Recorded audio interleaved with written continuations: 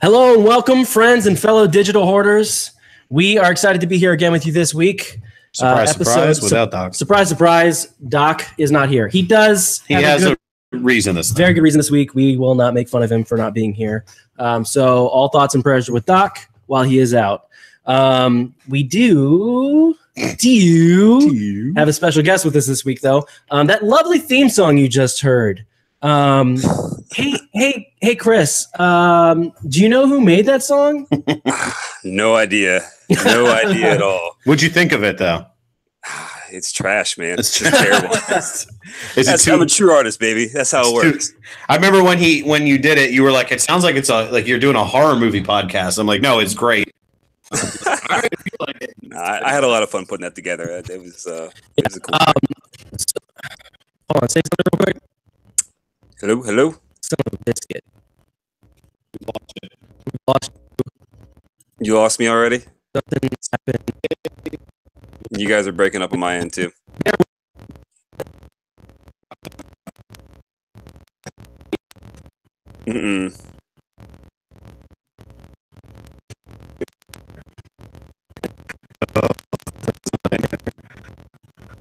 Okay.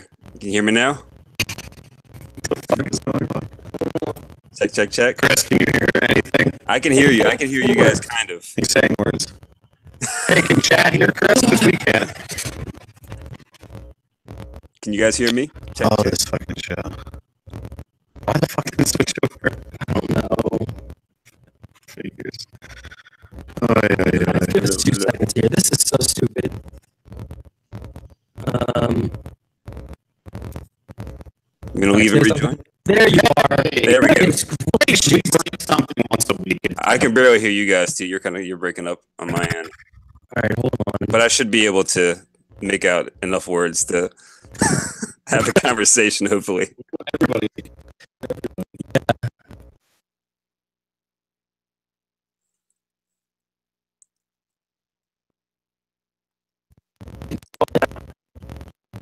You're still breaking up a lot. Am I breaking up too?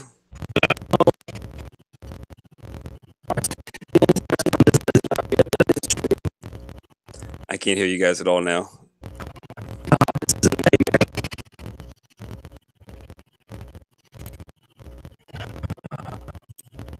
Hey.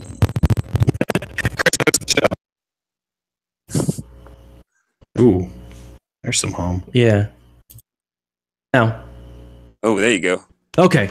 I can hear you guys great now. Wow. All right, so we just now get started. And hello and welcome, friends and fellow digital hoarders.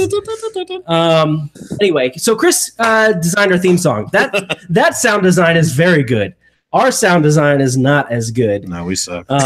Thank you for joining us, Chris. Thank you for having me. A shit show of a Wednesday night, which is what we call Wednesday night. Mm-hmm. Yeah.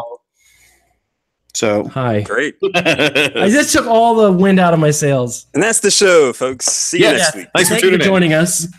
A little peek behind my voice. One, I'm a little bit sick, so my voice is kind of ugh. But two, Brandon and I just recorded #DadPod, and we tried to talk like PlayStation bra. Oh yeah, which it blew my voice out. Yeah. Also, it's February and it's fucking 80 degrees outside. And my allergies are going nuts. My eyes just those February allergies. Yeah, rare enough. I've nearly scratched my eyeballs out. I was really afraid that we were going to get on the show here, and it was going to look like I've been crying for an hour. But he is. He's just that excited to meet Chris. That's all it is. So. I've been stuffed up too, man. I've been really, really stuffy, and I had like drainage and everything. It was 76 degrees out today. Yeah. So yeah. That's and then it's just a drop again. Welcome to that Maine coast weather. Yeah. Meanwhile, on the West Coast, it's like 35 degrees and snowing. Yeah, and Dan's getting snow. He doesn't go to. Our buddy Dan hasn't gone to work for 2 days because there's a fucking ice storm over there, and they can't leave the house. Truly, the end of days. Yeah, and I'm like, we're in basketball shorts. So yeah, and we can't get microphones that work. Yes. So, Chris, tell us a little about yourself. You come to our show by way of Mr. Murphy.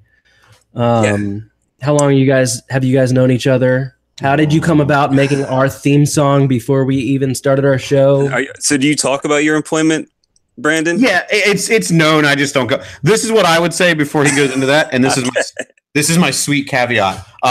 If anybody ever considers me good at my job, which I hope somebody does, it's because I learned from this guy. He trained me on everything. So that's he was my mentor. So you've never been this sweet on the show before. I don't really like you. That's why. I fucking hate you. But I like Chris. He's a good guy. So yeah, so I've been playing music for a while, mostly in bands, and mostly video game cover bands. I started playing guitar very late when I was probably 20, 21, and all my buddies have been playing forever. But I just, I had a blast doing it, and I started an Entertainment System, which was a video game cover band, and we played for we were a band for about 12 years. We broke up and started an original project a few years ago, and then kind of disbanded on that. And I also play in Rare Candy, which is another video game cover band. I've played in the Baltimore Rock Opera Society. I've scored about 3 or 4 of their productions, which are huge rock operas. I've even had a couple of my tracks performed by a whole full orchestra 2 years ago for Light City, which was surreal, man. Having your music that you've written played by a 50-piece orchestra with a whole choir and everything, man. That was pretty much just the one of the craziest experiences of my life. And I also spent 6.5 years with PlayStation, and that's how I know a couple people, and maybe partly the reason I'm on the show. But and I left PlayStation to pursue music. I also am doing some other things part time on the side. But that's pretty much me. Now, how old are you now? Can I ask? Never ask her your age. I'm 30. I'll be 36 in a month. Okay, I'm 34. I started playing guitar when I was 13, and you're so much better than I am. It's so depressing. No, I'll tell you, man. The thing that sucks about being a guitarist in the last 10 years is the fact that YouTube exists. So if you watch YouTube, you just feel like garbage every time because there's always 10 million of those guys on there better than you. Yeah. And it's a great time to be alive because you can learn a lot from YouTube, but it is also a terribly difficult time to be a musician because you can see everybody. There is just a clear vision of all these people that are 10 million times better than you out there. And it can be intimidating, and it can be something that really pushes you at the same time. So makes sense, yeah. Yeah, good things and bad things. That makes. So, like we said to you before the show, Chris, the chat is talkative.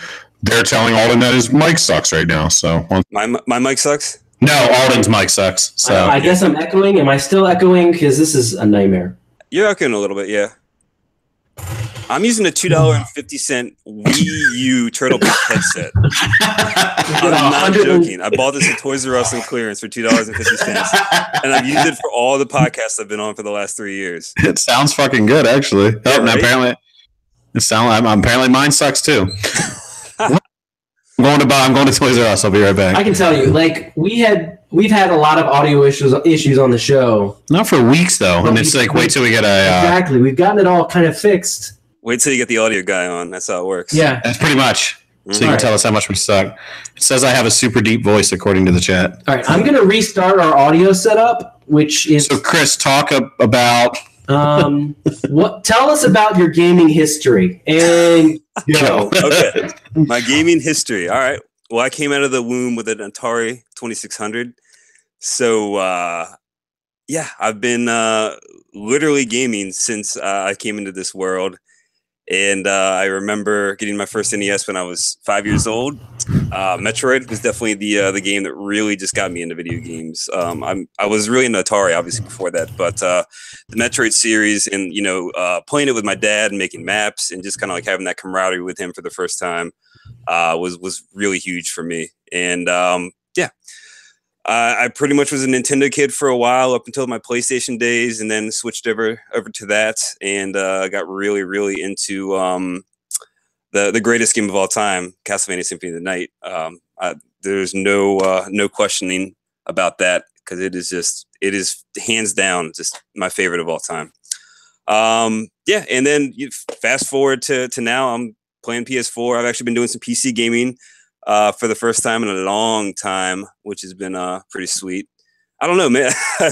It is a long history, man. I would be here for an hour if I gave you the specifics, but I hit the sweet spots, honestly. All right, how do we sound now? You asking me or the chat? I don't know. Anybody that hears For us. the love of God. You guys still sound kind of shitty. Oh, Jesus. Sorry, kind of crappy. No, say shitty. This is really shitty. It's really fucking shitty. Say whatever you want. It's not that bad though. It could be worse. When it shouldn't be, though. God. This makes no sense. Like, we just recorded a show literally minutes before this, and it didn't. Mary said a little echo. Yeah, Castlevania Symphony of the Night is an amazing game. But so it sounds to me like, and we're really loud. Oh my god! I quit. Chris, you're in charge. You're our last guest. We're done. Welcome to Digital Hoarders. I'm your host, Chris Baines. What? Well, you are good with podcasts. Plug your podcast so people can check that out. My podcast. No, don't listen to my podcast. For the love of God. Why? We try so hard not to get new listeners, and if you if you think this is bad at all, go listen to NA. It's N/A. You're gonna have to scroll all the way to the bottom of the podcast. If you type in N/A, scroll down past about like 70 or 80 podcasts, and then you'll find it. It's a big logo with a yellow N and an A. And it's awful. You get to hear me swear a lot. You get to hear us talk about Gordon Ramsay a lot. You get to hear a bunch of people that just have fun and really don't care much. And we just do it to have fun every week. So I guess we've switched from every week to every month and sometimes every 2 months. So it's like playing Russian roulette every time you open your podcast to see if there's a new episode. Lots of Buck Bumble references. Lots of Buck Bumble, baby. Yes, I got you. I do want to go back to your video game list. It sounds like you gravitate maybe always to games that have really, really great soundtracks. Is that true? It definitely helps. Yeah. That's what really made me interested in music is game soundtracks. So I would say that is pretty accurate. That there's games out there that I'm not crazy about their soundtracks that I think are still, great games, but I definitely appreciate them more if they have some awesome music and just audio overall, like great engineering and great sound effects, just like that the whole across the field. So sound design. Absolutely. Aldi has a boner for sound design. I do. So it's I don't know if you've listened to much of our show. He hates our show. Yeah, you hate our show. We did a Thanksgiving episode where we had talked about talking about all the things that we're thankful for in gaming, and like all the like silly little things that we like in gaming. I think I listened to that episode. Okay, well then you heard Brandon. It was supposed to be like I must have missed the memo. I'm sorry. He missed the memo in the chat that we said over and over again. And pay attention to you guys. Where Brandon was talking about, I'm just so thankful for everyone that I love and our family. It wasn't quite like that, but not too far off. That sounds like Murphy. Yeah. And then I was like, well, I had really only prepared to say I love good sound design. Yeah. So that's kind of a running joke with Alden, but and nothing else. Nothing. Yeah. He's people. He's a cold-hearted human being that just likes the sound of snow crunching in Horizon Zero Dawn. Yeah, and that's what I was talking about. So just the sound in Horizon Zero Dawn is just every little sound of that game is so perfect. It's really, really good. My favorite sound design in a game is from Dead Space, hands down. Oh yes, I think it has the best sound design I've heard in any other game, and even better than its sequels too. I thought they just nailed it, and the way that the sounds they use and the ambience, and even like if you play that game in surround sound, man, it is just very, very, very well done. Yeah, that's one of those games that I loved Dead Space. I love Dead Space 2. I actually never played Dead Space 3. That is the one series that for the life of me I can't understand how that hasn't gotten like the HD remastered treatment. Like I don't understand that at all. I would love to dive back into that. I think EA just hates that, and it's by Visceral, which obviously what's happening with that. I feel like there's some bad blood there, which probably didn't help matters. But hey, Burnout is coming out, so we'll see that follow Burnout Paradise. And I saw that they tweeted out that the entire soundtrack is intact. They got the entire soundtrack is the same. Yep, everything is the same. The greatest racing game of all time. I liked the first Burnout game I got hooked onto was Takedown. Was that Burnout 3? I saw your tweet. Yeah, it was so I was good. shaking my head. I mean, Burnout 3 was great, but Paradise, man, I know I'm going to get hate for that. Revenge was my favorite. Okay. Revenge is good too. Yeah. They're all great games. They really are. I don't understand how they've lied dormant for so long. And that's a franchise that everybody likes. Like it's just like running into shit. And every year we get 3 or 4 like super realistic racing sims that are just like perfect from the ground up. But we get just these shitty arcade racers all the time. Yeah. And Burnout was the best at doing it, and why can't we get anything like that anymore? Yeah. There is a lack of that. There was a game coming out that really caught my attention because I really don't care much for racing games anymore. But it was it had a synthwave soundtrack, a really 80s vibe to it, like really neon. Are you guys familiar with it? I cannot. It's a racing game. Yeah, it was like, oh god, something. I'm not sure what you're talking about. Night Drift, or I don't know what it's called. There's one coming out that I think really looks cool. I forget what it's called. It's probably the same game. We do our research before the show. Yeah, we didn't. I mean, Burnout guys, right? Everybody loves Burnout. Burnout's coming. But so if they can get all of the soundtrack intact for Burnout Paradise, which was a huge soundtrack with really like well-known songs and bands, why can't they get Tony Hawk intact with all of its soundtrack? Because that's Activision, man. That's a whole. You think EA is stingy? Yeah, Activision, man. I think that's a huge part of that. I would love a new or a remastered Tony Hawk 2. Yeah, because playing that game and the soundtrack not being there, even though it was just songs you could hear on the radio, but the game somehow is just completely different when that song's not there. I'm shrinking in my chair. It'd be like playing Crazy Taxi without the offspring. Yeah, man. What was the one that had AFI? Was it the man?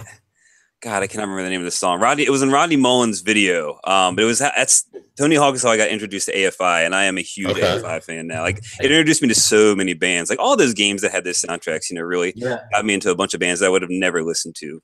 That's actually what Burnout 3 Takedown did for me. I remember it because like I was a huge Atreyu fan, and like Atreyu was on there, and that was so cool to hear Atreyu in a video game soundtrack. And they had like 18 Visions and bands that I liked. I'm like, this is a fucking cool game. Like. You just didn't hear that kind of stuff outside of a Tony Hawk game. That stuff just didn't exist. Yeah, definitely. But yeah, I'd love to see. I do kind of wonder how they did get all those because it is like fucking like Avril Lavigne all the way down to like punk and punk rock and punk rock. That's not a word. Punk rock. They have full radio stations with like. A full lineup, and it's like you're really listening to a radio station. So the amount of money and contracts that must have been signed there to get it to come back. And it's only $40. Comes with all the DLC. I didn't even know there was DLC for it, but it comes with all the DLC. For Burnout?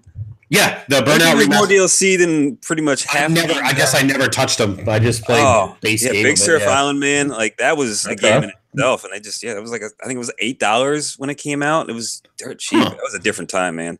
Different. Yeah. Well, I do like that it's only $40 though when it comes out. So well worth it. Buy that game. That is if there's one game I recommend this year, it is Burnout Paradise, because if you haven't played it, easily my favorite racing game of all time. Nice. Speaking of buying games, I did something today. I think I'm like the one of 3 people in the world that bought a game that came out. And Chris, I'm curious how much you're going to hate this. Metal Gear Survive. I had a feeling.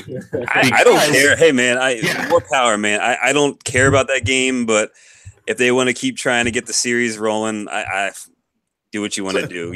Drive it into the ground if you gotta. I was in Best Buy today, surprise, and it was it's like $40 plus their discount, and they give you a $10 gift card just for buying it. So I get it. They're already like, please just buy the fucking thing. Like, so to me, I'm doing the math that it was $20. I'll give it a shot. What the hell? Like, from what I've gathered from people that played it early, apparently when it launched yesterday, it was literally unplayable. Yeah. There's a bug in the game from yesterday that says the game needs an update. Then when you go to check for update, it says the game is updated, and they can never overrule each other. But people that played it in like early preview events said it's not a bad game. It's just if they took Metal Gear out of it, people wouldn't shit all over it, you know. But I think that they were trying to cash in on that for sure, big time. And I'm not one of those guys that hates Konami like everybody else out there. I think that they fucked up pretty bad, but I think that they are still they have all my favorite properties. I mean, Castlevania, Gradius, just all of their stuff is just so good. And they have a great community too. Like their Twitter account is probably my favorite of all the Twitter accounts because they're very, very community driven, much more so than like Capcom, PlayStation, Xbox. I feel like they retweet a lot of like guys that are really small, you know, and trying to get things going because they're excited about Konami games. So, I don't really hate them that much. I think they're actually a pretty great company. I would love to see them put out more games, and I think they're slowly getting back to that. But I feel like if people are going to be like really, really have a lot of animosity to them, then yeah, you can kiss all those franchises that you grew up with and loved goodbye because you know it's just not going to happen. Yep. I think in all seriousness, though, if they were to announce a new Castlevania today, people would be all over it. Even a collection, just like something, you know, to get the ball rolling again. And I feel like the Netflix series helped. Yes. I need to watch that stuff. I think it's just Metal Gear is the one that people are gonna hate on. I think, and I get it. Yeah, if it was a very sour breakup. That was an ugly public dispute, and it was recent. It's only a couple years ago, so everybody still remembers it. The thing I have to remind people is that you have no idea what was going on behind the scenes. You're hearing one side of the story, and there's always two sides of the story. And I know it's never that cut and dry. I think that they did a lot of bad things, but I know there is more to that story than it's just the internet being the internet. I think with that whole situation. So for sure, and Metal Gear Survive, it's not going to sell. There's no planet, there's no situation that this game succeeds. It's not going to. I get that. But like I said, I'm calling it $20. I'll take a gamble on it and see if it's fun. I do like games of that ilk, like 7 Days to Die and stuff like that. So I'm going to roll the dice on it. Give it a shot. And I get a $10 gift card that I'll just buy a steel book with. So, you know.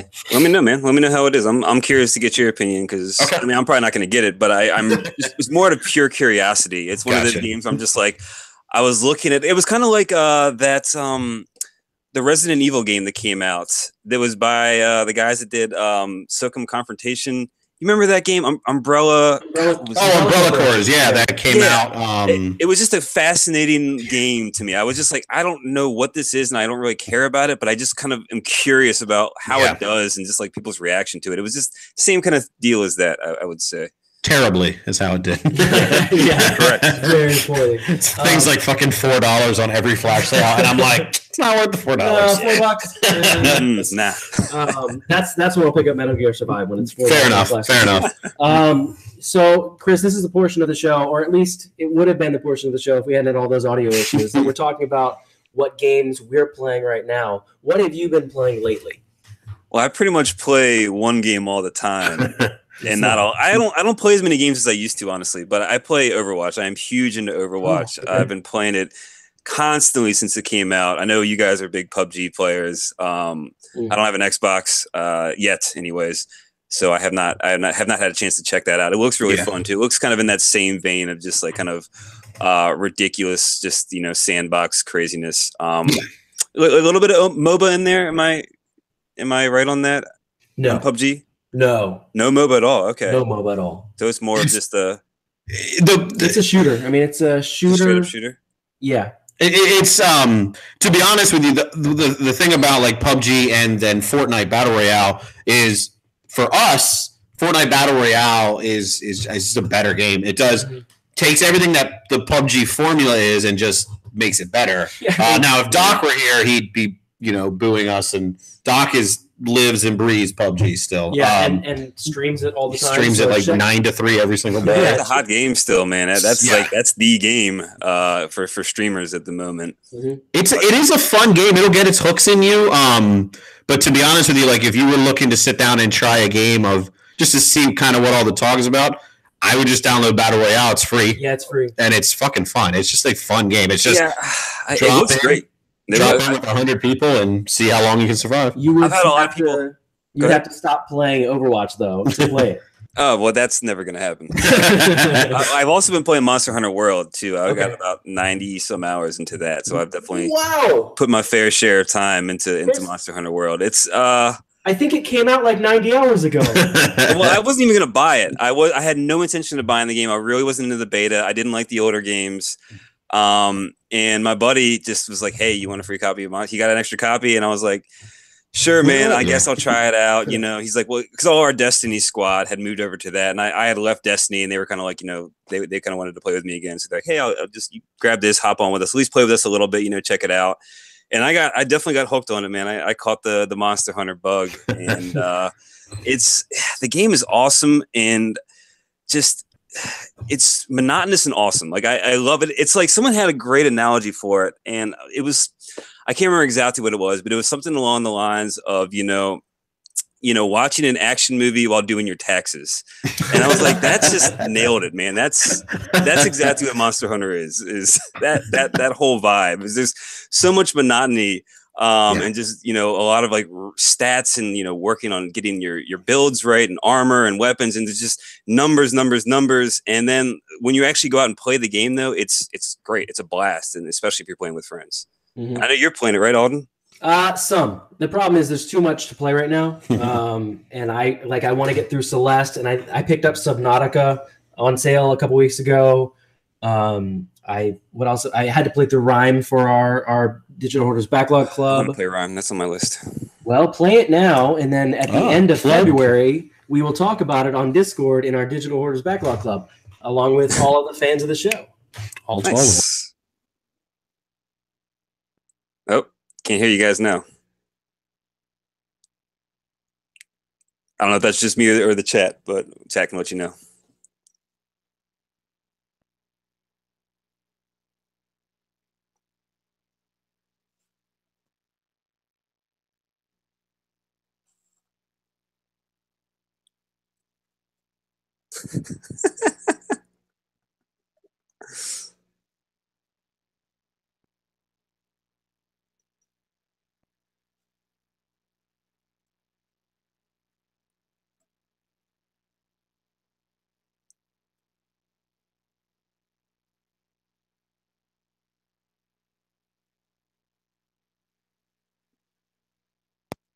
All right, how about now? There you go. I hear you now. I literally broke the fucking wire to my Yeti mic. Yeah. So now we're gonna get super close to each real other. close. We're sharing a mic for the stream. This is a nightmare. This is the worst. This is fucking by far the worst episode we've ever had. Here's Chris, who is a good personal friend of mine, who I talk about my podcast with him, and I'm like, I really like you to check it out. It's, you know, it's a lot of fun. We're getting so much better with it, and then this is a shit show. Yeah, we've had good audio and no issues for like 3-4 months. Yep. And then we get the guy who's a literal expert at. I'm happy I can break the streak. And you know what? We've been very upset because we had Richard Lico on episode 2, and he's the greatest dude in the world. Richard Lico of Polyarch. Moss? Yeah. Yep. Okay. He's the lead animator for Moss, and putting that out, lead animator. The lead laminator. And we had him on episode 2, and the audio is so fucking bad. It's my biggest regret doing the show is because he was so fantastic on the show, and I want to tell everybody, go and listen to that episode. But our audio was so bad that you can't do that because it makes it semi-unlistenable. Well, good thing, because he'll be on next week. Exactly. So. Do not to give you advice on the air or anything, but go ahead. What another podcast I don't host, but I hop on every now and then. Their video game music podcast. I record everything through Audacity as I'm on the show with them, and then they just splice it in with their audio that they're recording on their end too, and that way everyone has great audio. Yeah. When you actually release the recorded version. Yeah, and obviously we do that for Dad Pod. It's just tricky with this because a lot of the fun of this show is doing it live, but good Lord, this has been a fucking nightmare. Yeah, it's fun. It's good times. We'll figure it out. So anyway, what I was saying before my mic broke, talk about Subnautica. I keep talking about Subnautica. I want to play Subnautica. Someone brought that up to me last week, and it looks awesome. It's really, really, really fun. I put probably like 20 hours into it last week, which is a lot for me. It's a survival game.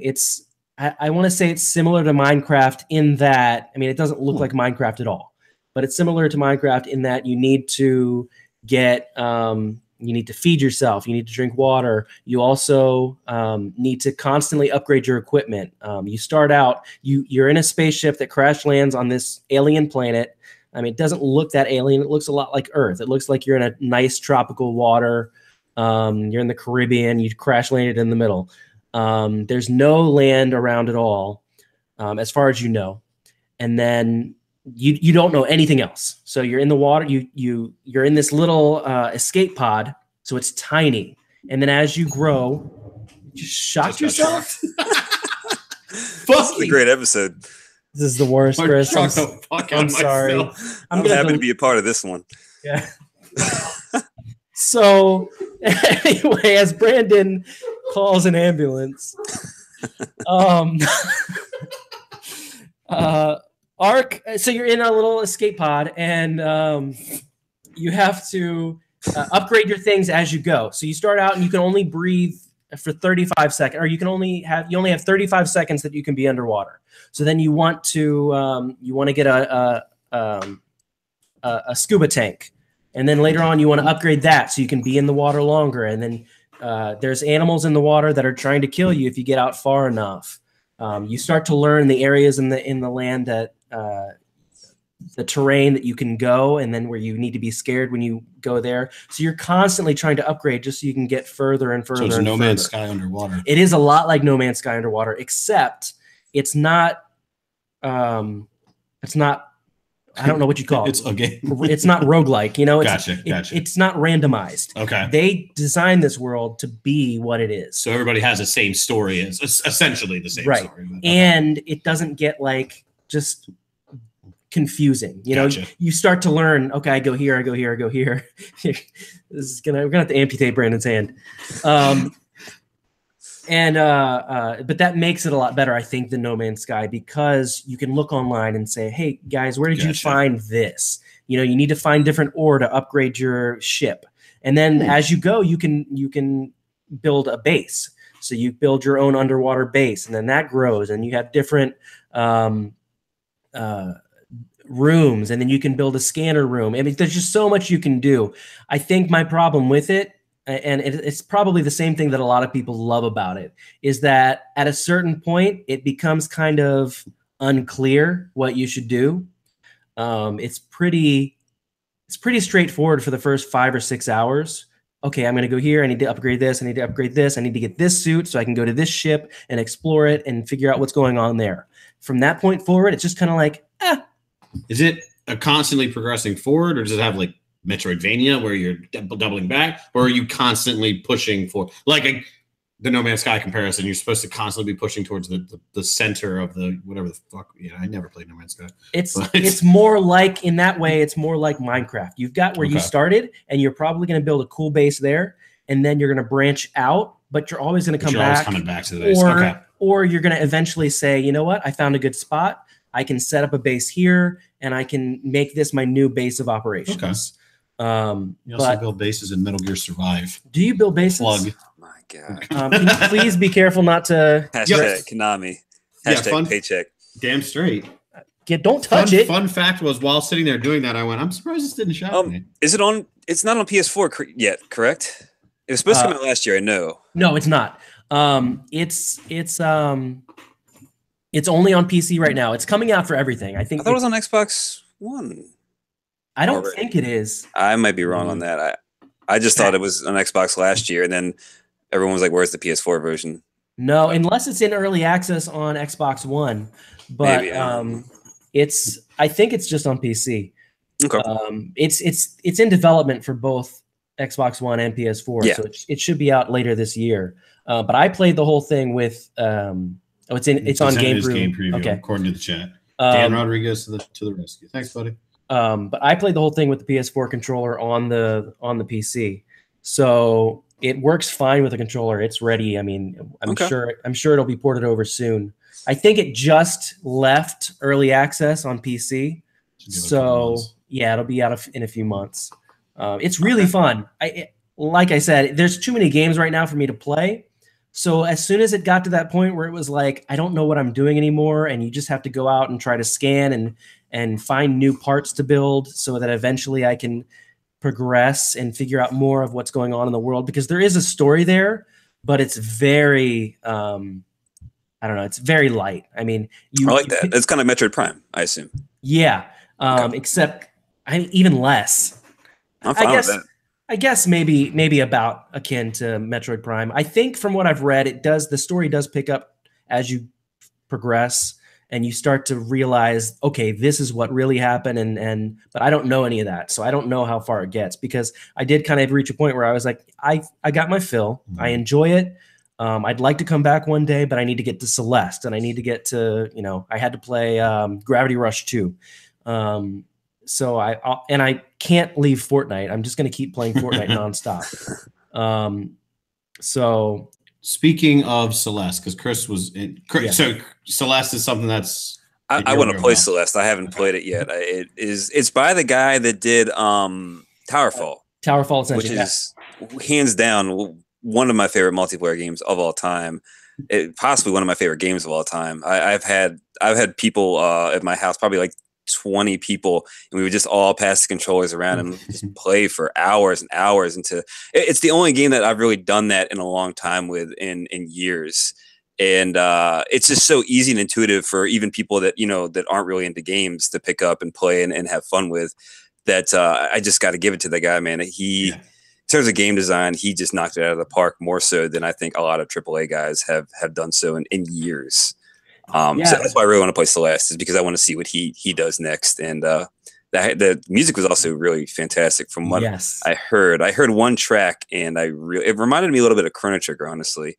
Kinda. It got a little heavier as it went on, though, because the track builds on each other as it adds new sections and gets heavier as you get through with the level. Correct? Somewhat. It depends on what you're playing. So the progression in Celeste is, and I like that this is the story. Like, it's not some big convoluted story. You are a girl who's decided she wants to climb a mountain, and as you climb it, and it's the platforming in it, the programming. As far as the platforming goes, is so precise and so perfect. And for anybody who likes a 2D platformer, it's just spot on. Like, exactly how it's going to react in any given situation. So anytime you fail, and there are levels towards the end where I had over 350 deaths throughout the level. Very akin to Super Meat Boy in that you're going to die. It's going to put you back at the beginning of the level. The actual area that you died in isn't very long, so you're going to try over and over and over again, because you don't get frustrated, because you're not going 2 minutes and dying. You're going 8 seconds and then dying. So you're just going to pop back at the beginning and try again. But it's, as you go, there's a little bit more of a story, and you learn more about the main character, Madeline. Celeste is the name of the mountain. But as you go, you unlock other stuff. So you find crystals, and you have to get those crystals to unlock the final level. But also as you explore, you find these hidden rooms that are extra hard, and they're music based. So you have to hit these platforms to the beat, and some of them puzzle based, right? Yeah, puzzle based, but driven by the music. So it makes you pay attention to the music while you play the level. And when you play those levels, you'll unlock it's called a B-side cassette, and you actually collect a cassette tape. And then once you collect that cassette tape, there's a B-side of that level unlocked. And from what I've seen, there's also C-sides to the levels, but I haven't unlocked any of those. But the B-sides to the levels are harder, much harder. It's like, did you play Super Meat Boy? Yeah, absolutely. So it's like the Dark World of Super Meat Boy.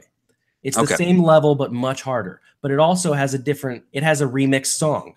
So a lot of those remixed songs are it's the same song, but remixed in a completely different way that makes it, I don't know, it just makes it more in-depth, because you hear that same song and it's like, well, this song's a little more badass. The level's a little more badass. It's a lot more fun. That's little things, man. That's what makes a game good, I think, is the little tiny. That's why I love Symphony of the Night so much, is because there's so many tiny little details, and games that do that, go that extra mile, that spend an extra couple months in development and add those little tiny little, even if they're just Easter eggs, they don't even have to be like anything adding to the game, just like a little bit of something else in there. Those are the games that I truly treasure and really generally enjoy the most. Yeah, so the story itself is really, really great, and it's really it's like, there's not a lot to it, I guess. but it is very heartful and impactful. It makes you care for this character so much, and it makes you think about your own life where you're like, man, I do feel motivated to do better or try these things that I otherwise wouldn't have tried. And I do want to tell that voice in the back of my head to shut up, but the B-sides are completely devoid of story. It doesn't follow the story at all. It's just a harder version of the level, but it's still, for those of us who want to get that challenge and play that. Brandon couldn't do it. I put my fist in the wall. I streamed one of the B-sides on Twitch one night, and Dan watched me, and he was like, no. No, I watched you play some of it, and that wasn't even a B-side. I'm like, fuck that. Yeah. But I love that thing. Super Meat Boy is one of my favorite games of all time. Yeah, I love precise platforming. Yeah, Bionic Commando is one of my favorite, if not my favorite side scroller of all time. So yeah.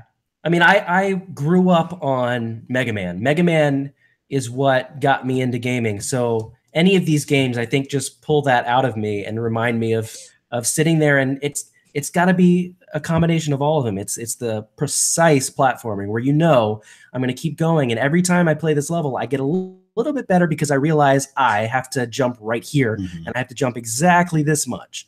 And then the music has to be good to kind of keep you going for that 20 minutes that you're going to play that same level over and over and over and over again. Yeah, sure. So I think that's what it brings me all back to.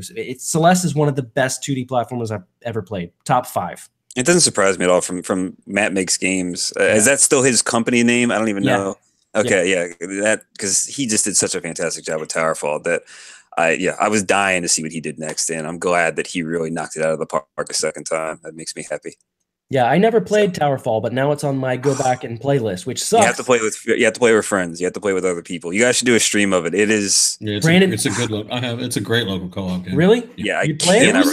It was like one of the very first PlayStation Plus games when the PS4 launched. So it was. Yeah, you might have it. Or no, you didn't have a PS4 in front. So, but I do have it, so I'll totally do it. All right. That game, I didn't play it. I remember looking on Facebook and seeing Chris like hosting these parties, and it's literal pictures of 17 people crammed into his living room, and it looks like a blast. I played it a few times. It is a fun game. I would totally go back to it. It's great. Yeah, it's so much fun, and it's a great game to stream too. If you guys ever want to do like a stream night with the podcast, we'll invite Chris Baines over. Yeah, Chris Baines, Chris Thompson, all the Chris's we know can come over and we'll play Tower. We realized that to be on our show, you have to be Chris or an iteration of Richard. Yeah, or Rick. Yeah, we've had Richards and Ricks and Chris's and Chris's. Okay. Christophers and Chris's. Well, we're all Christophers. Both very famous. Both very famous people. One is a great football player. One is a great musician. Mm-hmm. Oh, me and Chris Thompson, we're right on the same level, right? Very much so. Yeah. Whenever somebody says Chris, they go Baines or Thompson. Which one? Yeah, exactly. Who? Absolutely. But you know what though, Chris? We got Chris Thompson here with us. We couldn't get you. Like, it's true. Yes, it's true. You don't live that far. It's true. It's true. The reason he left PlayStation was to get the fuck away from me. Success. But I've been talking for way too long about games I've been playing. But I don't even know what I played this week. I do need to talk about Gravity Rush 2. That was the game. So, Chris, if you're not familiar, and I think you are, but we do a poll every week. The fans of the show go on Twitter and they pick the game that we're going to play out of our backlog. So last week was my game, and everybody picked. So many people overwhelmingly picked Gravity Rush 2, which I didn't expect because it's kind of a smaller, PS4 what were game. What other games that were on there? Bleed, which is amazing. Bleed, which is what I expected to win. That's such a good game. And I don't remember what the second one was. Hatful Boyfriend.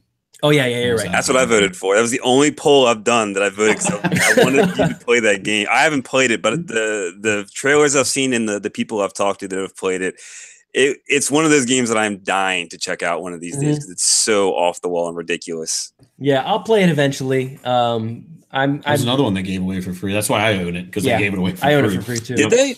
Yeah. So I have it? Are you kidding me? Yeah, it was like 6 months ago. I was going to say about 5-6 months ago they gave it away. There was the Vita and PS. So Vita I may have missed it. PS4. My Plus is expiring next month for the first time in 8 years. I think I've never even had to worry about it because I was good. And I remember back in 2014, I was good until like 2018 or 20. Yeah, here we are, 2018. Yeah. And I was just like, I'm never gonna need Plus ever again. You know, I was giving my codes away to people. I was like, here, have a year of Plus. Here, have a year of Plus. And here we are. And I'm like, I gotta be like the rest of the peasants out there. Now he's like, does anybody got a year of Plus? Who's got a year of Plus? Who's got a year of Plus? That's two. Chris does have a Patreon, so if you want to support him, so he can get PlayStation. I was going to Plus. plug everything at the end, but yeah, Okay. I do have a Patreon. Just trying to get you This some is your PlayStation PS Plus Patreon. Oh yeah, there you go. Yeah, help me out. You guys love his music. Now let this guy play some more games online. Yeah. Gravity Rush 2. I wanted to love that game. I liked Gravity Rush 1. I loved Gravity Rush 1 for exactly 6 hours. Gravity Rush 1 is 20 hours long. And it just kind of gets boring and old where you're just kind of doing the same thing over and over and over again. So I did want to get to Gravity Rush 2. I was hoping, they took what they learned from Gravity Rush 1 and applied it to a new formula. This one's not on Vita, so it's not, hampered by any sort of hardware limitations. It looks beautiful. It looks like you're playing a 3D anime. The characters they stand out. It's great. It's really well designed. It's still really boring. If you don't mind, if I can jump in for a second, Okay. I played Gravity Rush 1 and platinumed it. I loved Gravity Rush 1 on the Vita. And I purchased Gravity Rush 2, and I really didn't care for it as much either. I'll be honest. I was very surprised too, because I was like a huge fan. I mean, I loved it enough to platinum it. I spent probably 30, 40 hours playing that game. And I didn't think it was perfect, but I had a blast with it. And I loved the characters, the music, the world, everything about it. And 2 just it felt very monotonous and very, here, go do this thing over here and do this thing. And I was expecting them to kind of change that a little bit. And it felt like it got worse. It definitely got worse. And I think Gravity Rush 1 kept me going through the end because the story was good enough. There was a lot of boring in between, but the story itself, you wanted to know, like, how did this happen? Where do you go and save all the people? But in Gravity Rush 2, I'm almost done with chapter 2, and I don't even know what the story is supposed to be.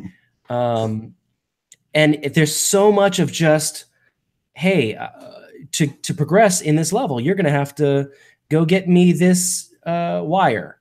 And you're like, okay, I'm going to go across the level. I'm going to pick up this wire. I'm going to gravity it with me to you. And along the way, you gotta pick up this box too and give it to this guy. Okay. And then you gotta fight this one little enemy that popped up. And then you go from there and it just rinse and repeat. Now you have to collect 50 ore.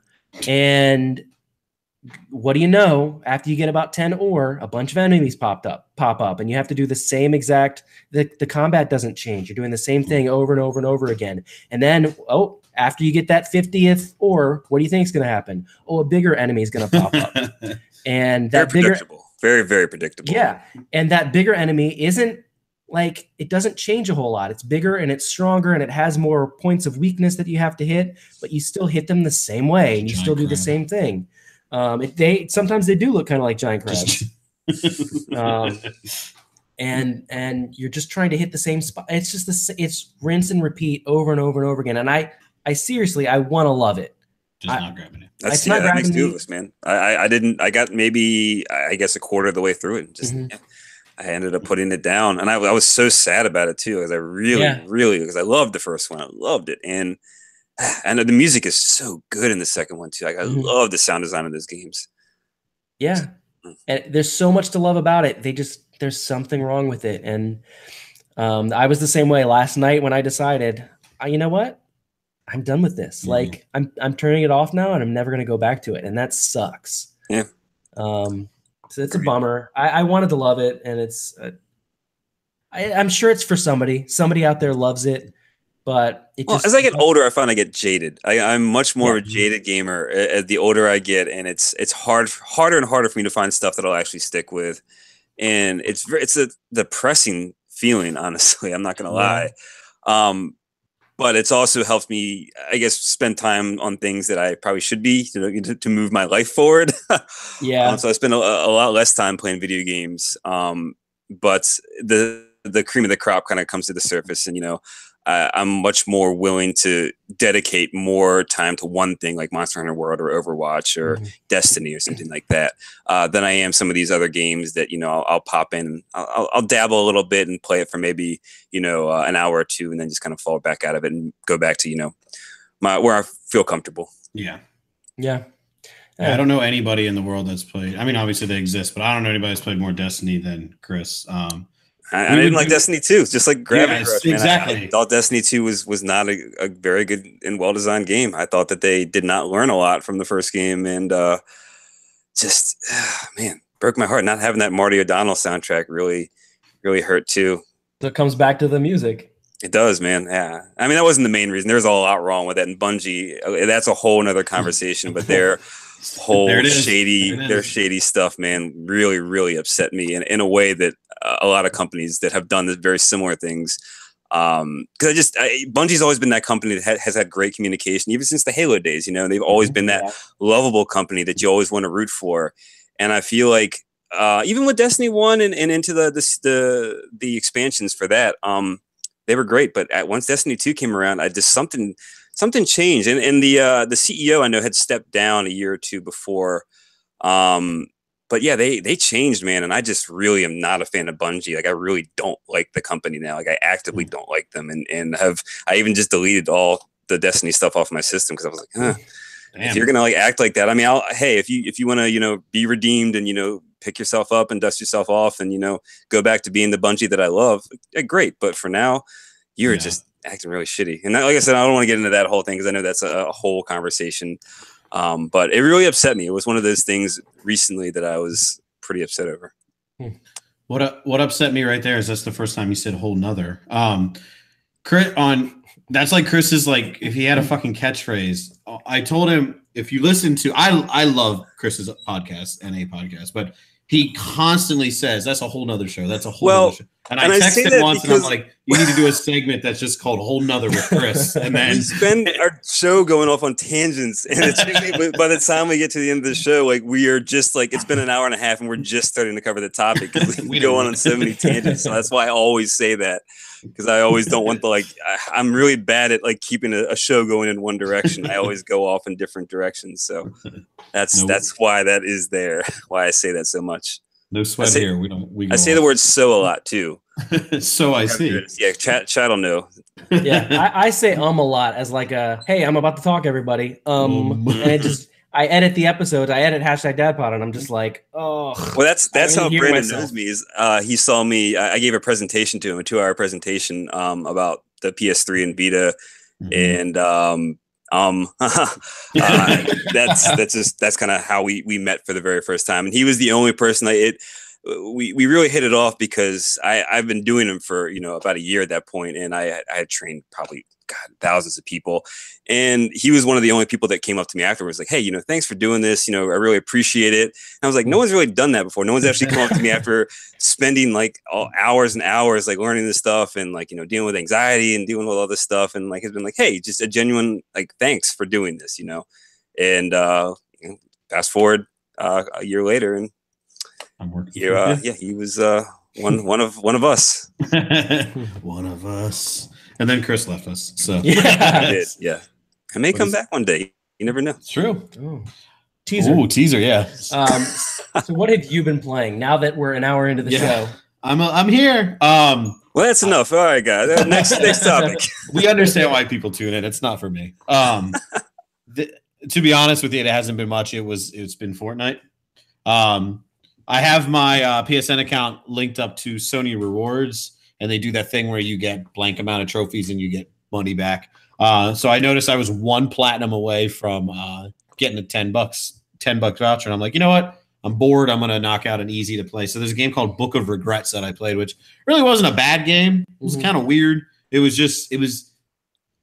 felt like a point and click, but without the pointing and clicking. It was like a choose your own adventure where it's all not there is really nothing more than just selecting your option. Even Telltale games have more gameplay than this. but it was fun, and I got my 10th platinum, so I was happy. And I've been playing Rime for the backlog club. I'm liking Rime. I just got to the second level, so I'm not particularly far in it. But Alden and I were talking earlier. So the game we did last month was Inside. Did you play Inside, Chris? I didn't. I wanted to, but I didn't. So I've skipped a lot of games that I really wanted to play, sadly. Did you play Limbo, Play Dead's game before Inside? I did. I loved it. So I loved Limbo. Inside it was a fun game. It was a good game. I think that the thing that was weird about Inside was just, and this is what we said before, but the universal game of the year talk. To me, it's just like slightly more colorful Limbo with a super confusing fucking story. Like, so now comparing it to Rime, which I think is a much better game than Inside, but yet literally nobody was talking about that game, has talked about that game in that light, which, and it's so weird because if you, and I know Chris will remember, and I'm sure you do, Rime was a PS4 exclusive. Rime was that game that they went, like PlayStation went to Tequila Works and were like, they went to Tequila Works and they're like, give us this back. You're taking too damn long. And I don't know I would love to know why, because it is a gorgeous game. I can talk more about the sound. I love the soundtrack to that. I love, it's just a beautiful score to that game. Anything like Wind Waker? Because that's what made me interested in that game. Is it anything like Zelda in Wind Waker? I mean, yes, in that you're solving these puzzles that you have to kind of environmentally figure out. I mean, it's really its own kind of game. It's gorgeous. It's a gorgeous game. I mean, we'll talk about it a lot more in about 2 weeks. But with return guest Chris Baines. Yeah. Once we figure out our audio and Brandon stops electrocuting himself. I forgot what I was gonna say. You should have cut and come back with like a stump on your arm. Just real quick. Just walking behind Alden with blood. Yeah, just blood all over, just like poured ketchup all over like a bandage. Pass out behind Alden. Yeah. And he just keeps going. So yeah, sound design. Sound design is great. Cool. Yeah, Rime is beautiful. I recommend it. We'll talk about it a lot more in a couple weeks when we do our backlog club show. Yeah, that's all I played. Just those 3 games. I haven't been too busy. I went to there's a store in this area called East Starland, which is a huge warehouse full of retro games, and I went and bought a ton of retro games from there. So I'm kind of wanting to get on a bit of a retro kick here lately. Mm-hmm. Eventually, I want to buy the consoles. Right now, I have one of the Retron 3s, just because I wanted to knock out 3 systems at once and then slowly actually buy them. And it plays Genesis, NES, and SNES. So I'm kind of getting on a retro kick. With that, man. Especially because you have to get a tube TV, a CRT, if you want to get the true experience. If you want to play a platformer using like an NES or an SNES, man, there's going to be so much lag that you're just going to get frustrated and just put it down. Yeah. Yeah, and I like the Retron. It's not, I know it was a lot of mixed reviews about them, but knock on wood, I've had no issues with it. I haven't been particularly busy. Now, you've been playing Fortnite, and I'm sure your wife Mary's been playing a lot of Fortnite. Makes me so Chris's girlfriend, she's a gamer. She's a big gamer. Mary is a very, very, very casual gamer. She loves The Sims. She loves things like Stardew Valley and stuff like that's her. So to see her like get so into Fortnite is just the coolest thing to me. Like I've never seen her like that. Like she gets off work and she's tired. She's like, I'll get a couple rounds of Fortnite. I'm like, that is so hot. Like I love that. So it's really Overwatch, man. Z was the same way. She wasn't playing a lot of games. She had fallen off, and once Overwatch came out, I was like, you should check it out. And she watched me play it. She liked the characters and the vibe, and she downloaded it on a whim. And she plays just almost as much as I do, if not more. And that's awesome. And Chris's living room situation is they're the perfect gamer couple. There's 2 TVs, and I've seen them both be like playing one. Chris is playing on one TV and she's playing on the other. And I'm like, oh yeah, we play Overwatch together a lot. Yeah, that's awesome. Absolutely. That's really cool. But tomorrow is a new season of Fortnite. Do you guys care about that kind of stuff at all? Not at all. I saw it some space. Well, yeah, you spend $20 to buy a costume. I'm not doing it. I'm just like, it's cool. I'll run around. I've downloaded the free costume for PlayStation Plus people. That's what I downloaded, which isn't super smart because it's a super bright blue hat. Can't exactly like blend in with any fucking buildings or bushes when your head is just like Marge Simpson. But Yes, well, you're running around in you a know fucking what? pink Care Bear costume. Yeah, so. I've got a pink bear outfit on, so I'm not hiding from anybody. It's shoot Worth or it. be shot. Well, it's your choice then. Yeah. But no, so one thing that I wanted to touch on because it started to break out on Twitter is Alden and I have similar taste in newer games, but there are genres of games that these two can talk about that I can just sit back and go, oh, okay.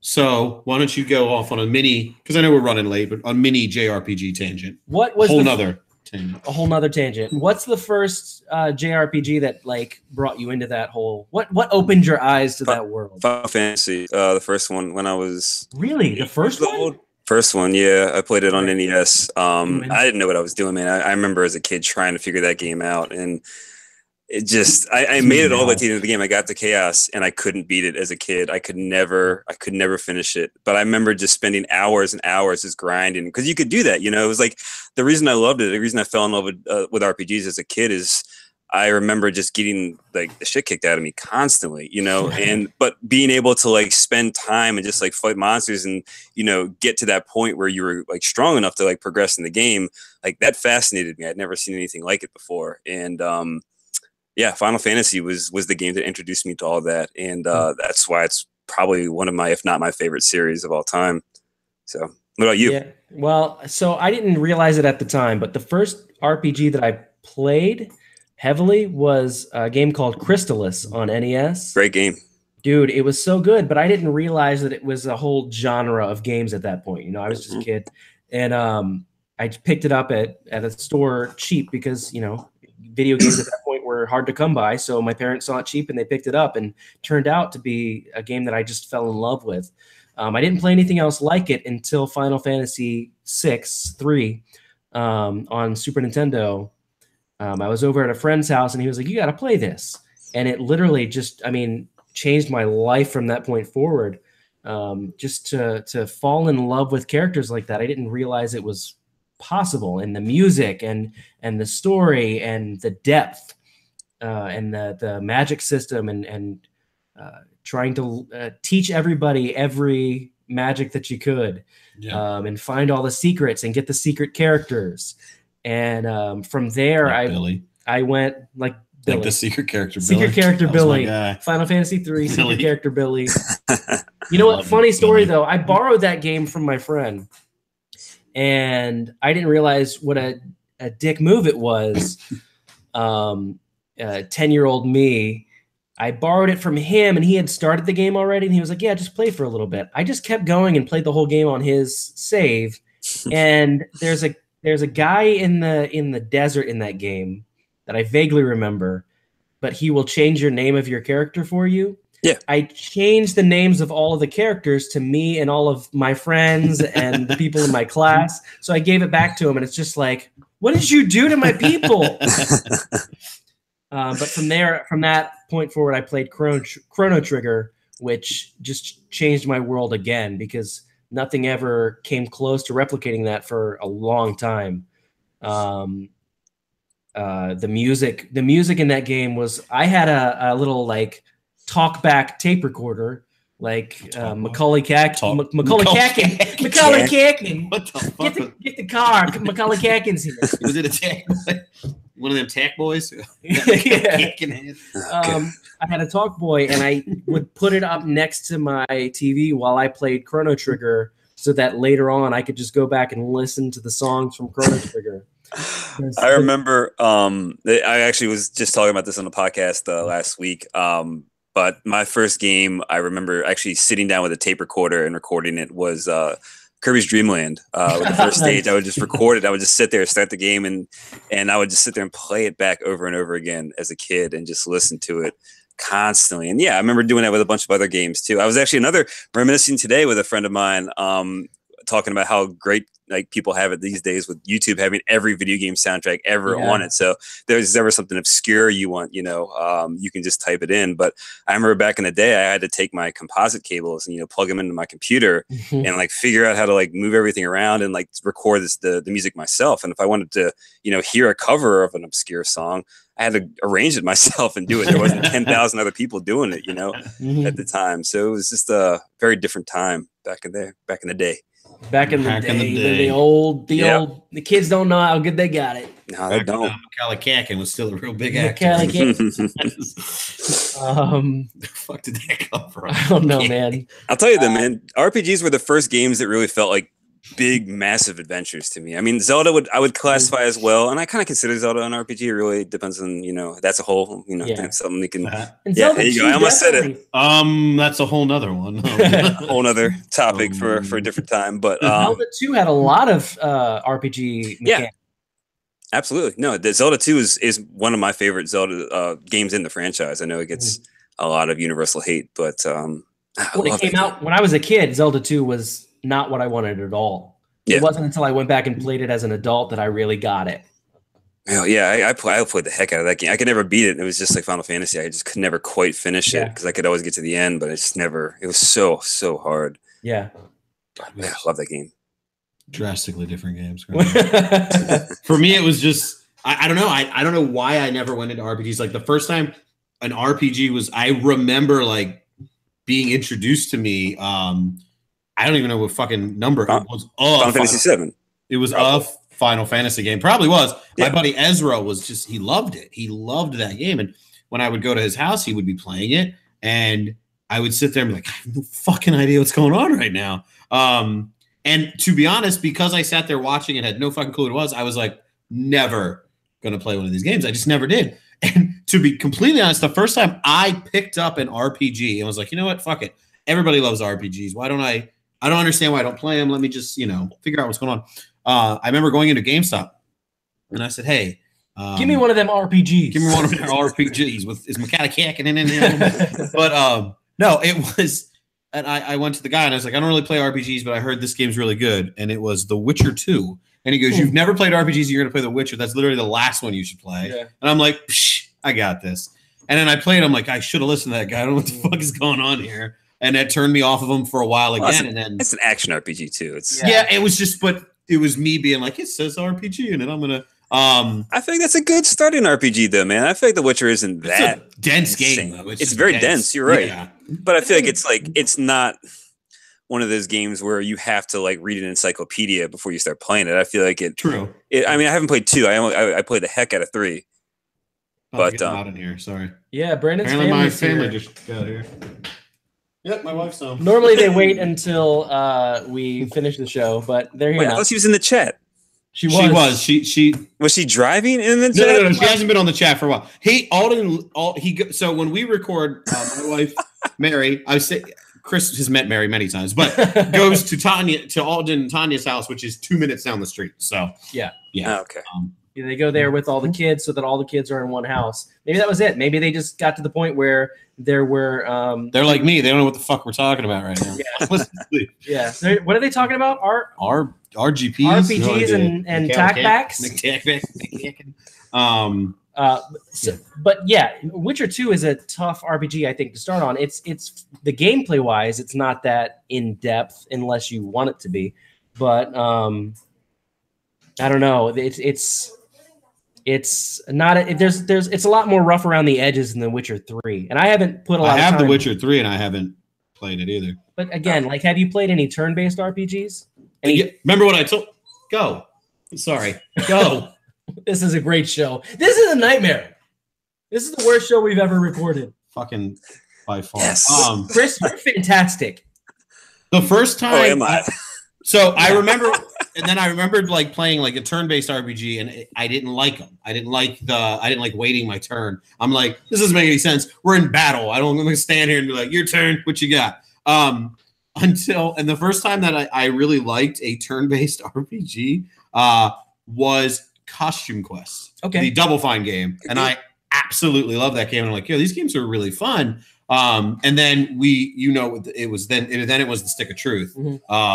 And the Stick of Truth is such a good game. And then same goes to Fractured Butthole. Have you played the South Park games, Chris? I have it. My buddy gave me a copy of Stick of Truth for PS4 because he already had played it and he was just like, I got to play it. I have it. I downloaded it. I just haven't. I've had too much other stuff going on. Too much slacking and playing Overwatch more than I should. Games. Yeah, they're really good RPGs.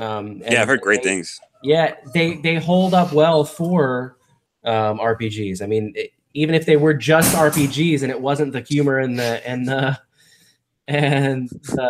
goodness gracious, what a night. See, here's what we're doing, Chris. We're making us look as humanly bad as possible on what we're doing. That way, when they watch NA podcast, they're like, "This shows leaps and bounds better." Don't worry, my son's about to make an appearance on the podcast now. Yeah, they're like, these guys are idiots. This guy on the other end is fantastic. Oh, just pull up a chair, Delson. Just pull up a chair and hang out. Indeed. Hey, buddy. Hey, Delson. Hey, Dels. Thanks, Mary. Hi. Hi, Dels. So I guess we're gonna get about to the point where we're wrapping it up. Well, we're about to wrap it up because Brandon never does. Hence all the noise. That's all the noise. That's a fact. Is that funny? Say, Daddy. Anywho, but to piggyback real quick off of what you were saying, Brandon, about Final Fantasy VII and your buddy getting into it who didn't really play RPGs and you being kind of turned on. I remember when that game first came out, I was in, I think, 8th grade or 9th grade or something like that. And that was like, they had those crazy commercials, those crazy advertisements. Yeah. And there was like, everybody was buying it. Like even like the jocks and stuff like that. I was like a huge nerd in high school. And I remember like the jock in front of me turning around and be like, "Hey man, you play Final Fantasy VII, right?" He's like, I can't get past this part. I can't, like, maybe you can help me out. And I was just like, what world is this? What is happening? I was like, get out of my world. Like that's my stuff. Yeah. I'm allowed to be nerdy about that. You guys have made fun of me about this for the last 10 years of my life. You don't get to ask me questions and be nice about it. And I just remember that being the first RPG that really kind of like crossed the borders, I think, with people. Yeah, it was the same way for me. And playing video games at that time wasn't too nerdy, but the games I was playing was, Yeah. So it was that like people are all of a sudden, everybody in the world is going, "Whoa, what do you think of Shinra?" And you're like, "Hey, what are you doing? That's my thing. That's my talk." Exactly, man. It was strange. Yeah, I don't know. I don't know why I did. For some reason, I just never gravitated towards them. Like, there's nothing wrong with it. And the Genesis was the first system that I was truly like, this is my gaming system. And my big thing was just like, Jesus God, was just like I loved Sonic games and like Earthworm Jim and like Comic Zone and stuff like that. Whatever. Man, this is great. This is what my podcast is like. If you guys like this, you should listen to my podcast.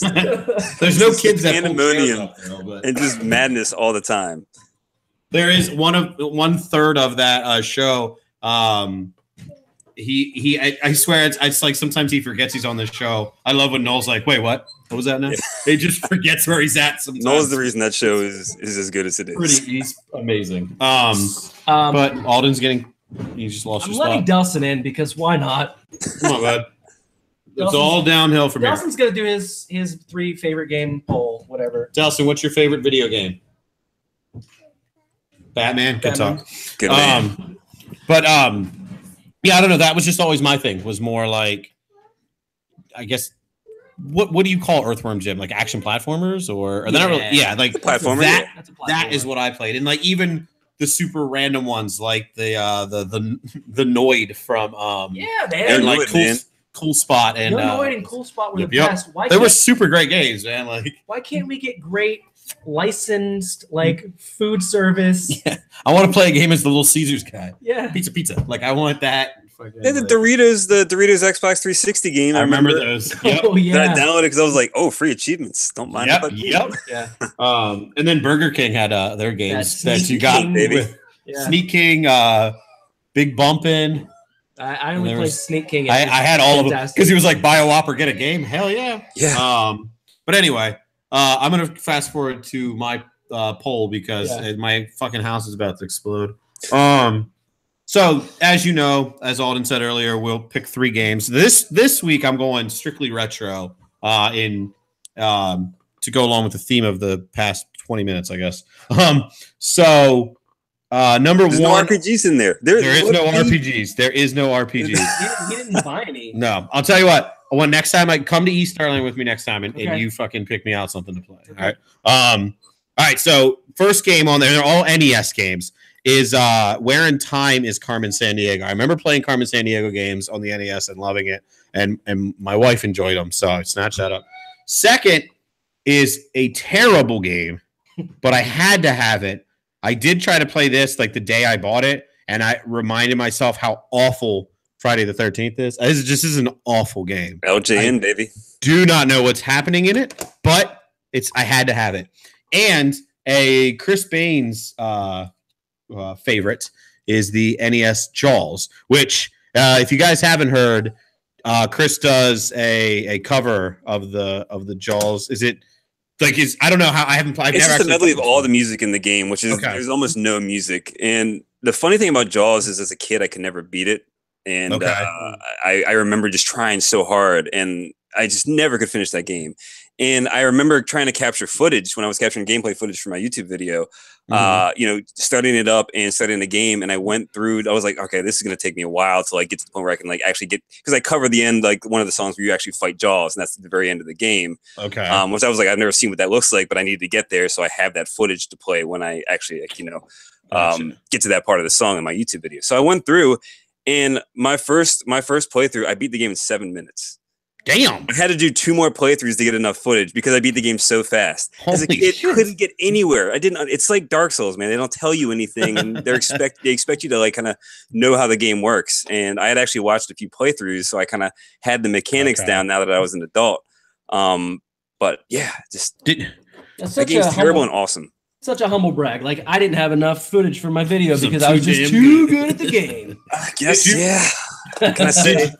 Did you ever play Friday the 13th Yeah. on NES? Oh yeah, I played the heck out What of the it. fuck is going on in that game? It's like It's daylight hard, stuff. man. Yeah, it makes zero sense. Have you watched any videos of anybody playing it through properly? and The beating it? only video I remember watching was the Angry Video Game Nerds review. There's speedruns of it. Check it out Yeah. if you go to Okay. YouTube. Yeah, I watched a speed run of it a few months ago, God. and it's just, it'll show you what to do and when to do it, but it's still a nightmare of a game. Yeah, it's a Um, terrible game. So, Chris, what we do now is if that Jump out a poll, jump out a window. If that poll was to be tied, the Which happens tiebreaker, more often than we would have expected. Jaws. You're picking you're picking Jaws? Jaws. Yeah, of course. I pick under one caveat. Your fiance jumped in and said she's voting Carmen Sandiego. I don't care. We Ouch. under one caveat of this game, you have to play it for at least 3 hours. I would pick Friday the 13th. All right. You can't play it for 15 minutes and say I'm done. Oh, You I have played to sing the theme song live on stream. Yeah. I played the hell out of it the one day I got it and got literally nowhere. I bumped into Jason once and I'm like, I don't know why I bumped into Jason. And then it was just this very slow, like, Are you talking about Friday the 13th? I thought you were talking about Carmen Sandiego. No, no. You got to sing that rockapella theme song. oh, sorry. Oh, yeah. No, Acapella was the best. Friday the 13th. I bumped into Jason at one point, and then it just became like my character running away from Jason and him walking after me. And I'm like, what the fuck am I supposed to do? And then it's just one screen. Like, you can't even progress through. You're just stuck. I don't know how you were supposed to fight him. It made no sense. That's how Jaws is, man. They're Okay. both by LJ, and they're both by the same studio. They both made those games, and they made them in like I think 3 or 4 months. They were like ridiculously. They were to come out for movies. Yeah, I think exactly, Jaws yeah. was for Revenge of Jaws, and Friday the 13th was for 3, maybe. So Yeah, they I think launched- I was showing you the games I got at that place. I have a Platoon game, for crying out loud. Like, why is that a thing? Yeah, but I it's have so it. strange, man. Like they I guess they see the kids want to watch the movies with their parents, but they're like, no, you can play the game instead, and kind of to Kids- appease them. kids I love was always trying to Platoon. figure out the logic behind all that. Kids love Platoon And Jaws. And Friday the 13th. Yeah, but like I was looking at it, and there was like a Days of Thunder game, and I remember Yeah, playing. I I had played that that. game. Played Yep. that game. Yep. And So what was the Tom Cruise movie? The oh my god, the fighter jet movie. Why? Oh, Top Gun. Top Gun. Yeah, man.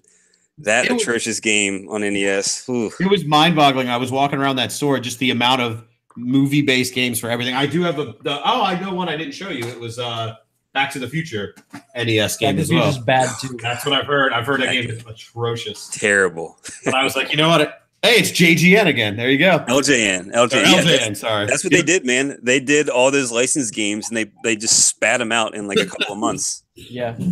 All right, so I think I don't know. I might have more family members that just like start coming through the fucking floorboards. I don't know. Brandon just had 4 more kids. Before that happens, not anymore. Yeah, nobody. Yeah. So Chris, plug your stuff. Tell people where you can find us. I'm going to put the microphone on mute while you talk.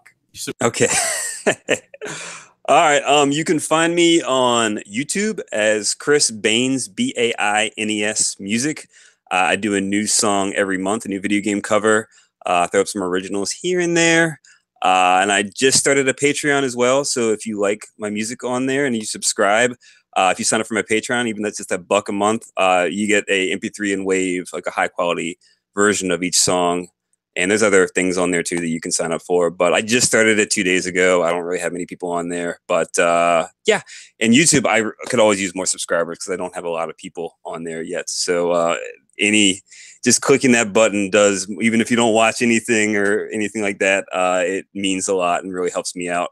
And Facebook, Instagram, Twitter, Chris Baines Music, just search for that and you'll find me on there. And then I also play in the band Rare Candy. So if you like video game music, I would check them out too. We play live a lot. We just played at MagFest. We've been playing for about 9 years now. We're on Bandcamp, rarecandyband.bandcamp.com. We're on Facebook, all that fun stuff. And then I have a website too if you want to hear some of my original stuff, chrisbainesmusic.com. I think that's pretty much all I have to plug. I'm terrible at plugging my own things. No, that was good. That was real good. You're way better at plugging things than we are at plugging our own things. I was gonna get your CD. I wanted you to talk about Tofu Makotora, but it's too busy being in the trash, huh? Yeah, exactly.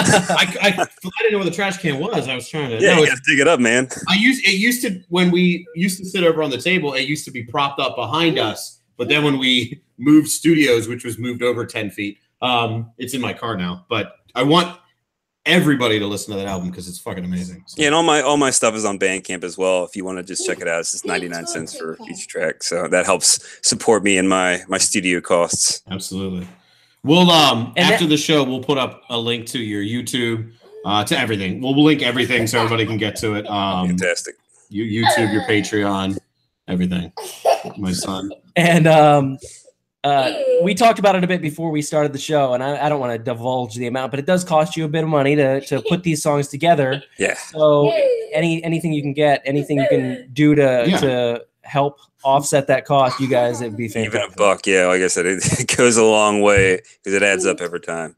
And like, as we said in the beginning, and I don't know what made the show and what didn't, but he does do our theme song as well. So. Our awesome theme song is all Chris Baines as well. So yep. Indeed. Yeah. Anything you want to add, Brandon? Tack back. I'm glad I got a vasectomy. But no, thanks, dude. I've been wanting to get you on here for a while. Yeah. You're a busy buddy. You're a busy man. Yeah, I'd love to get back on again. Honestly, I definitely have been very busy, but things have freed up a little bit more, so I've had a little bit more time. And maybe a few more months, I'll jump back on again with you guys. I'll electrocute myself again. Yeah, you are fantastic. It's required now.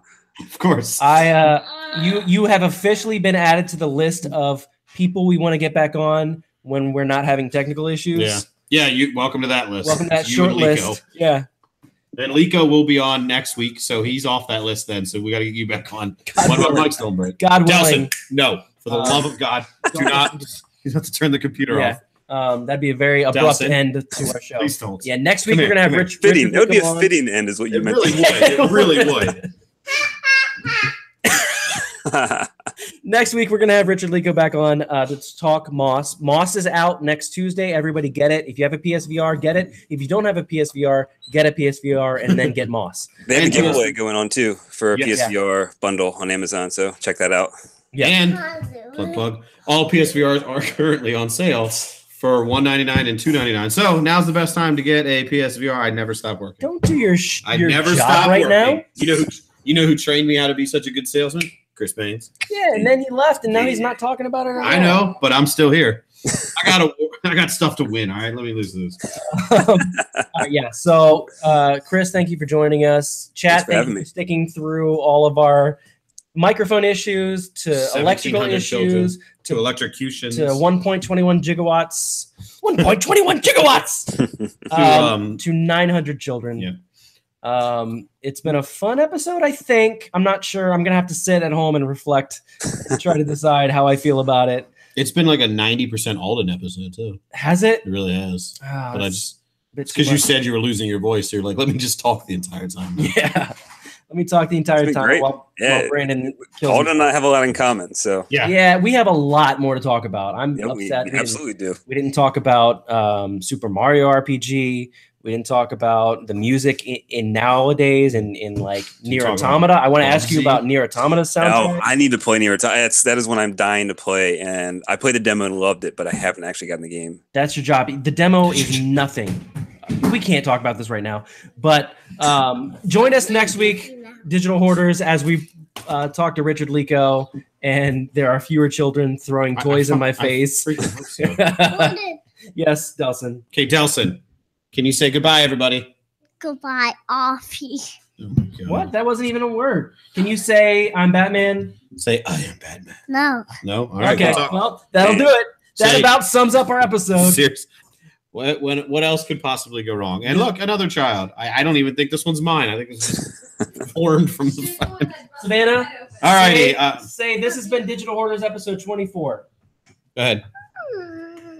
This has been Digital Orders 24. Nailed it. Nailed it. Nailed it, baby. Regular. All right, bye, guys. Have a good week. Later. See ya.